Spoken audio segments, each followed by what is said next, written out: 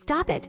As I headed for my first business meeting of the afternoon, I heard a woman's voice near the turnstiles at the subway station I'd just gotten off at. Looking towards the voice, I saw a man bothering a woman with long hair.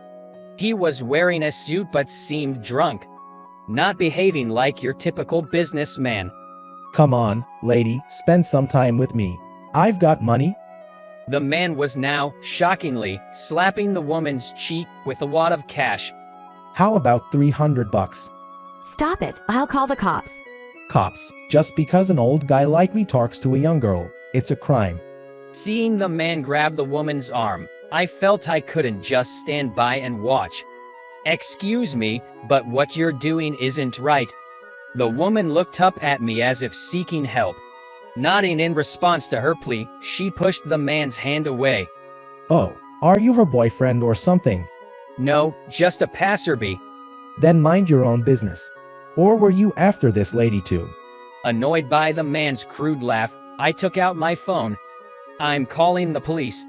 Suddenly, as if he'd snapped back to reality, the man lunged at me, trying to grab my phone. Don't meddle in this.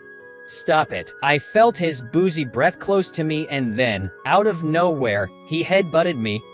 Ouch. I felt a sharp pain deep inside my nose, and the next thing I knew, blood was pouring out. Help! Someone help! Hearing the woman scream, the man threw away my phone and bolted. I'm so sorry this happened because of me. You're not to blame. Don't worry about it, I replied, thinking about how I would now be heading to a business meeting with a bloodied face. Here, use this. The woman handed me a handkerchief while I was trying to stop the nosebleed. It had a beautifully embroidered four-leaf clover on it. It's too pretty to use. It's meant to be used, not just kept as decoration. She wiped the blood from my face with the handkerchief. You were on your way to work, right? I'm really sorry. Suddenly remembering the time, I checked my watch and gratefully said, "Thank you," taking the handkerchief. Contact me if your injury gets worse. She then handed me a business card. It read Sarah Sullivan, and even with the title CEO on it. You're a CEO? Just a one-woman show. Started my own business in college. I develop apps. Wow, that's impressive. Oh, well, I'm off to work then. I'll wash and return the handkerchief. No need to worry about that. Thank you, and good luck with your work. Both nodded to each other in acknowledgement. I rushed off to meet my customer. The company I worked for dealt with medical equipment. This meant my clients were primarily hospitals and research facilities. My visit today was scheduled for a major local hospital in Chicago. I arrived at the reception just in the nick of time and was immediately escorted to the administrative director's office. Thank you for making time for me today. I handed over my business card as a gesture of greeting, but the director's gaze seemed to drift off upon seeing my face, and the initial smile had disappeared. Today, I've brought the detailed brochure about the genetic testing kit we discussed last time. I showed him the presentation documents I had prepared and continued to explain patiently and comprehensively. However, the director's response wasn't very enthusiastic. It seemed as though he wasn't listening. Moreover, our eyes didn't meet. The director's gaze seemed to be fixed slightly below my eyes. Please do consider my proposal. Understood. Do you have any question? No, I got the gist of it, but... What is it? Well, in the medical field, we always want to treat human bodies and lives with the utmost care and respect. I was taken aback by the sudden shift in conversation but nodded earnestly. That should be the case even outside of a medical setting. Yes, I believe it's a noble approach. I'd like not only my staff, but also vendors who visit our hospital to embrace this mindset. Of course. So, why is there blood on the collar of your shirt? Did you get into a fight or something? I was taken aback. I had checked myself in the restroom mirror at the station. I had wiped off the blood on my face. My nose was slightly swollen but looked fine, and I had even used a damp handkerchief Sarah had lent me to soothe the area. but I hadn't noticed the blood splatter on my collar. That was where the director's gaze had been fixed all along. I deeply apologize for causing any discomfort. I recounted the incident at the station. I had intervened when a woman was being harassed by a drunk man and ended up getting headbutted, causing my nose to bleed. The director, who seemed skeptical of my story, changed his expression when I took out the handkerchief I had borrowed. Can I see that handkerchief? Sure, but I haven't washed it yet. It's fine. You don't have any blood-borne diseases, right? Oh no, I'm okay. I hesitantly handed over the damp handkerchief. Upon seeing the clover embroidery and the initials sewn into the handkerchief, the director nodded.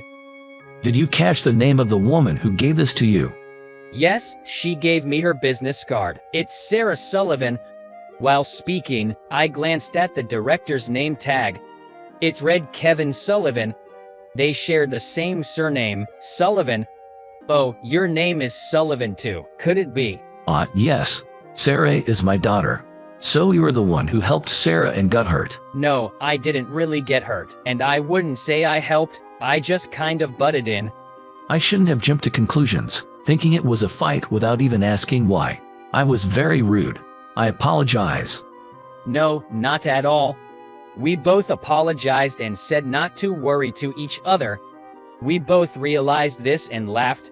Not because of this, but I'll be sure to read your presentation thoroughly and contact you later. Thank you so much. I appreciate it. For a moment, I was on edge, but in the end, it turned out to be a blessing in disguise. Later on, I received a message from Sarah. We decided to meet up at a cafe. I washed and ironed the handkerchief I had dirtied, but I also prepared a new one as a gift. You didn't have to give me such a gift. I should be the one thanking you. No, I've already received a gift from you. What do you mean? I explained to Sarah how her handkerchief had helped clear the misunderstanding about the fight and, on top of that, helped me land a job. Oh, that's what happened. My dad didn't tell me anything about it. But maybe that's why. What do you mean? Suddenly, he called me yesterday and told me not to casually hand out business cards with my personal information on them. Hearing this, I broke out in a cold sweat internally. He was probably talking about me. No matter that I had ended up helping his daughter, I might have been a man with ulterior motives. Does he see that possibility in me? I told him I didn't hand them out casually and only gave them to people I felt comfortable with. Then he said, "So you liked him too?" And I had no idea what he was talking about. Now I had to be careful not to smirk. It seems that Kevin, Sarah's father, has been very kind to me, and I'm very grateful. Dad seems to like you, Bob. He always appreciates people who act selflessly for others. Isn't it common for people to avoid unpleasant tasks and push them onto others? He just can't stand that.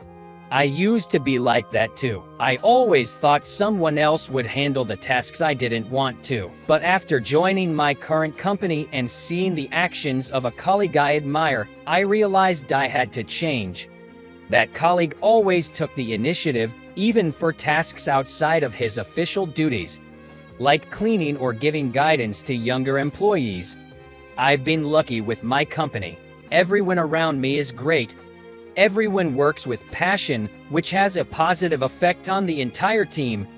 Everyone naturally takes the initiative in their work, and it turns into joy instead of pain.